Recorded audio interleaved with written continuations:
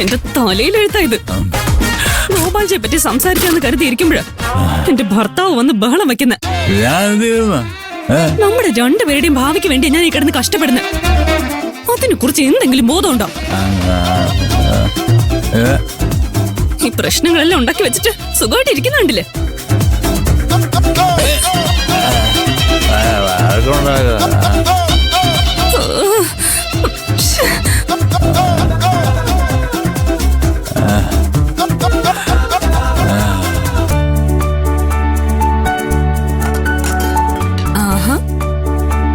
നാളെ പിറന്നാളായിട്ട് അമ്മയുടെ അടുക്കള ജോലി ഇതുവരെ കഴിഞ്ഞില്ലേ?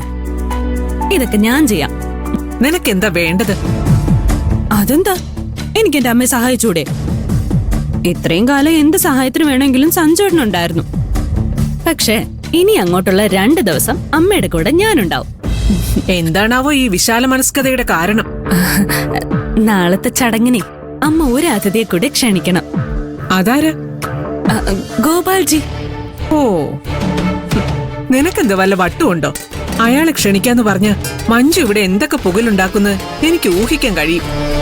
ഈ വീട്ടിൽ ആരൊക്കെ വരണം വരണ്ടെന്നൊക്കെ തീരുമാനിക്കുന്നത് അമ്മയാണെന്ന് ഞാൻ വിചാരിച്ചിരുന്നത്. ഇപ്പൊ എന്താ എല്ലാം മഞ്ജു തീരുമാനിക്കുന്നത്? അവള് പ്രഗ്നന്റ് ആണെന്ന് കരുതി തലയിൽ കയറ്റി വെച്ചാ വലിയ പ്രശ്നങ്ങളുണ്ടാവും. ഒരു പ്രശ്നം ഉണ്ടാകാൻ പോകുന്നില്ല. ഗിരിക്ക് എന്നോടുള്ള ബഹുമാനവും സ്നേഹവും കുറയാതിരിക്കുന്നിടത്തോളം കാലം എനിക്ക് ഈ വീട്ടിൽ നല്ല സ്വാധീനം ഉണ്ടാവും. കുഞ്ഞുണ്ടായതിനു ശേഷം ഏട്ടൻ അമ്മയുടെ കാര്യത്തിൽ ഇതേ കരുതലുണ്ടാവുമെന്ന് തോന്നുന്നുണ്ടോ?